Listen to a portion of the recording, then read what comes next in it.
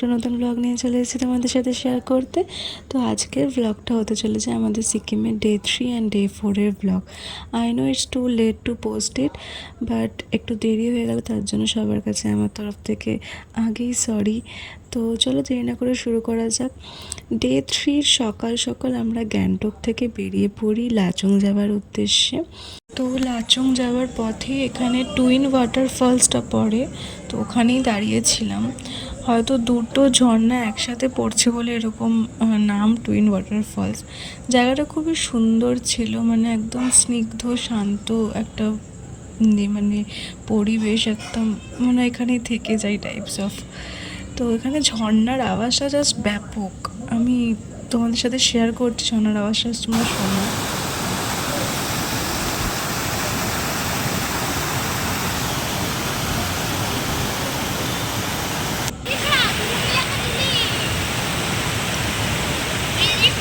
তো তারপর আমরা আবার ওখান থেকে বেরিয়ে পড়ি লাচুং যাওয়ার উদ্দেশ্যে। পথে মাঝে একটা জায়গায় আমরা লাঞ্চটা সেরে নিই, যদিও তখন বাজে হচ্ছে 12টা 12:30, কিন্তু কিছু করার নেই, এরকম আর কি। ট্রিপ করতে হলে এরকম করতেই হয়, টাইমিংয়ের কোনো ঠিক ঠিকানা থাকে না।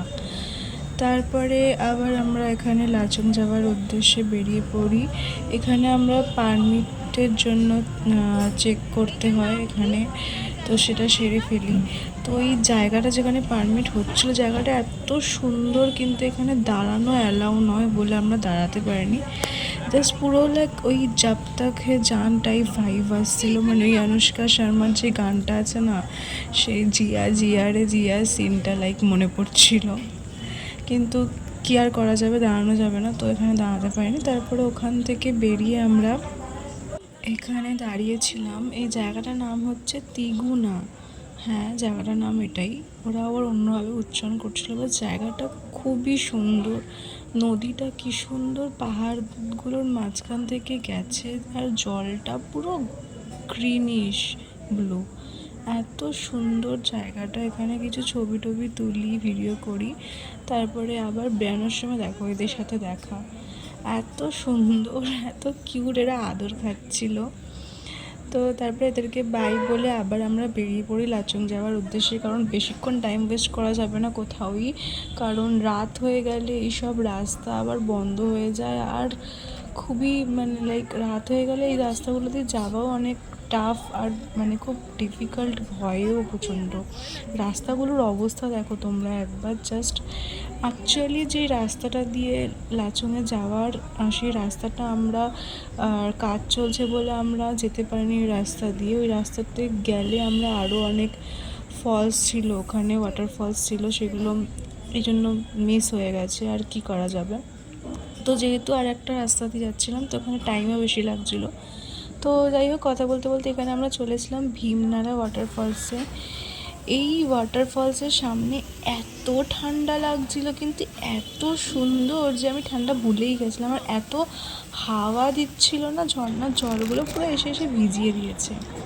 তারপর ওখান থেকে আমরা ফাইনালি চেক ইন করি হোটেলে। দেখো আমাদের হোটেলটা এখনও লাগেজ নামাচ্ছে। তো এখন প্রায় সন্ধে হতে যায়, প্রায় মানে সন্ধে হবে আর কি। এটা হচ্ছে আমাদের ভিউ আমাদের রুম থেকে, রুমের সামনে এটা ব্যালকনি। আমরা এখানে লাচুংয়ে এসেছি।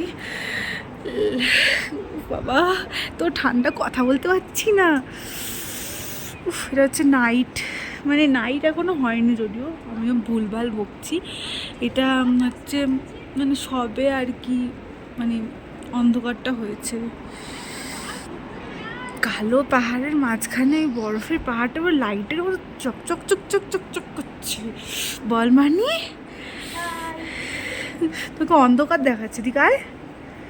যা, পালিয়ে গেল। কাঁপছি ইতিমধ্যে, হাত মাত সাদা হয়ে গেছে, পুরো সাদা, পুরো সাদা হয়ে গেছে, পুরো সাদা।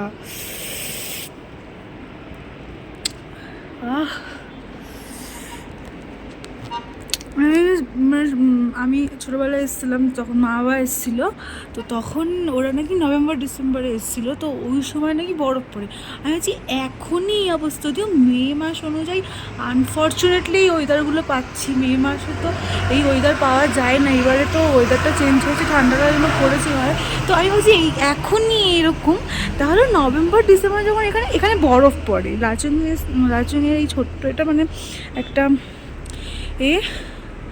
তো এখানে বরফ পড়ে, ছোট্ট একটা গ্রাম মতো, মানে গ্রাম না ঠিক কি বলবো, ছোট্ট একটা লাইক জায়গা, শহর টাইপের, মানে মানে বরফ পড়ে, মানে তখন তাহলে কি করে স্নান করে কি করে, কান্ট ইম্যাজিন। বাট যাই হোক না কেন, ভিউটা দারুণ। আমি জানি না ক্যামেরাতে কেমন লাগছে। আর 3টে রুম দিয়েছে, 3টে রুম, একটা মা বাবা ভাই, একটা ওইদিকে জেঠু জেঠি, আর এখানে আমি দাদা ভাই আর তিয়াশা থাকবো। এটা আমাদের রুম থেকে ভিউ, রুম থেকে মানে আমি যে ব্যালকনিটাতে ছিলাম এতক্ষণ, এই ব্যালকনিটা রুমের ঠিক বাইরেই ছিলাম। এটা হচ্ছে রুম থেকে ভিউটা। আর বন্ধ করে দিই, ঘরমার পুরো ঠান্ডা হয়ে যাবে, যদিও ঠান্ডা তবুও।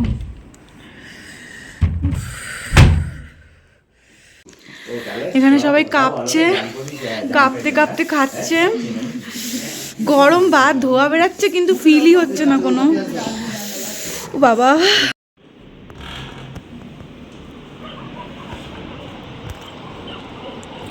Good morning guys, this is view.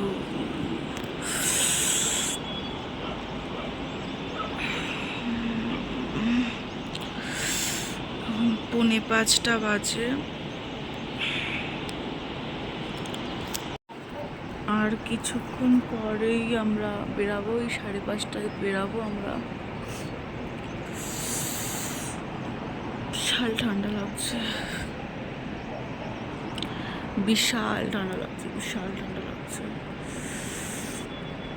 মানে কলকাতাতে তো এত সকালে ওঠাই হয় না, কিন্তু এখানে যদি প্রত্যেকদিন সকালে উঠে এরকম নাজারা দেখা যায়, তাহলে প্রত্যেক দিন সকালে যেন এমনি ঘুম ভেঙে যায়, মানে অ্যালার্ম ছাড়াই।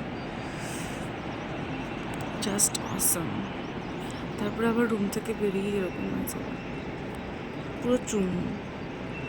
তো এখানে রেডি হয়ে ব্রেকফাস্ট করে আবার আমরা বেরিয়ে পড়েছিলাম জিরো পয়েন্ট আর ইয়াংথাং ভ্যালি যাওয়ার উদ্দেশ্যে। তো প্রথমে কথা হয়েছিল যে ফার্স্টে ইয়াংথাং ভ্যালি যাব, তাই জন্য আমি আউটফিটটা পরেছিলাম, আর জিরো পয়েন্টের আউটফিটটা সাথে নিয়ে নিয়েছিলাম। বাট যেতে যেতে মানে প্ল্যানটা একটু চেঞ্জ হলো, কারণ পাহাড়ের রাস্তাঘাটের, পাহাড়ের মৌসুমের তো কোনো ঠিকানে নেই ওয়েদারের। তো যে ড্রাইভার আঙ্কেলটা বললো যে এখন যেহেতু রোদ ঝলমলে একদম, হ্যাঁ আমরা যখন বেরিয়েছিলাম না তখন জাস্ট মানে এত রোদ, এত কড়া রোদ উঠেছিল, তো ওই জন্য বলেছিল যে এখন কড়া রোদটা উঠেছে, তো এখন যদি জিরো পয়েন্টে যাওয়া হয় তাহলে একদম ভালো বরফটা পাওয়া যাবে। যদি না পরে আবার চেঞ্জ হয়ে যায়, মানে ওয়েদারের তো কোনো ঠিক নেই।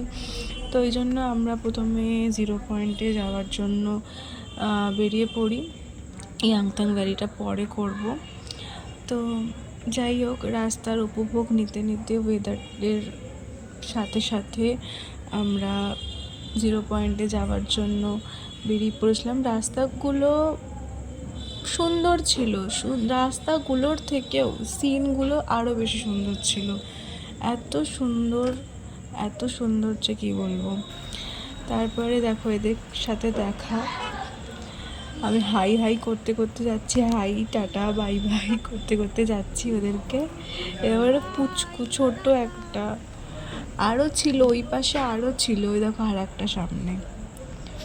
তো এদেরকে টাটা করে, হাই টাটা একসাথেই সব করে আবার বেরিয়ে পড়ি। মাঝখানে আমরা একটা জায়গায় দাঁড়িয়েছিলাম, এগুলো সব প্যাকেজের মধ্যে ছিল আমাদের, সেখানে আমরা গরম গরম ম্যাগি খেয়ে যেহেতু ইয়াংথাংটা প্রথমে নয়, প্রথমে 0 পয়েন্ট, তো এখানেই আমরা চেঞ্জ করে শাড়ি পরে, মা আর আমি শাড়ি পরেছিলাম।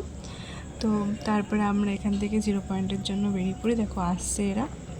তো 0 পয়েন্টের জন্য বেরিয়ে পড়েছি আমরা। আস্তে আস্তে যত উপরে উঠছি বরফগুলো আরও কাছাকাছি আসছে। তো আমরা এখানে এসে গেছি 0 পয়েন্টে। প্রচুর ভিড় ছিল আর প্রচুর রোদ ছিল ঠিকই, বাট ঠান্ডা লাগছিল সেই লেভেলের ঠান্ডা লাগছিল। আমি তখনও বুঝতে পারছিলাম না কী করে আমি শাড়িটা মানে পরে ছবি টবি তুলবো, আই ডোন্ট নো। আর এত ভিড় ছিল না যে আমরা ঠিক করে কোনো ভিডিও তো দূরের কথা, ছবির ক্লিপই নিতে পারছিলাম না। তো যাই হোক, যতটা পেরেছি নিয়েছি। Not satisfy, but worth it, কারণ জায়গাটা এত সুন্দর করে ঘুরতে পেরেছি। তারপরে ওখান থেকে বেরিয়ে আমরা ইয়াংথাং ভ্যালি চলে যাই। ইয়াংথাং ভ্যালিতে এক্সপেকটেশন খুবই খারাপ ছিল, কারণ যেটা ভেবেছিলাম যে একদম ফুলগুলো থাকবে কাছ অবধি, বাট অত ফুল ছিল না যেরকম ভিডিওতে দেখেছিলাম। আর তারপর বৃষ্টিও হচ্ছিল, তো বেশিক্ষণ ওখানে দাঁড়াতে পারিনি।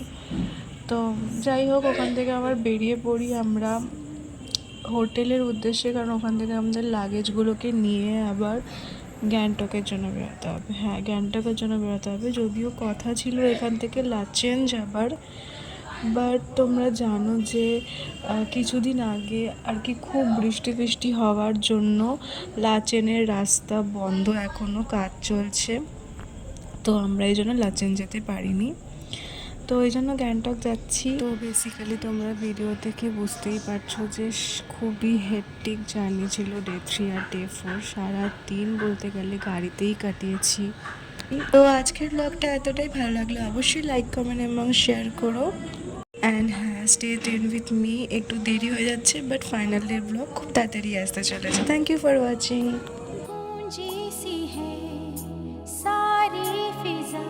जैसे